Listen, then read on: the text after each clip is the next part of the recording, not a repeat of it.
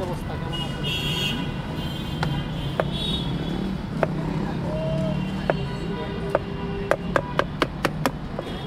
3-4 দিন আগে তৈরি হয়ে গেছে কত সুন্দর পাইছে আমার নিচতলায়। হ্যাঁ, পাশে একটা ফ্ল্যাট আছে, এটার মধ্যে হুন্ডাটা দিতে হবে।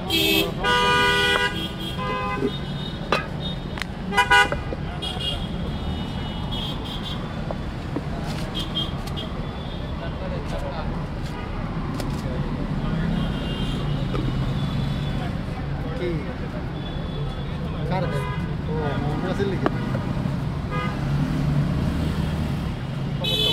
আইসে ফ্যামিলি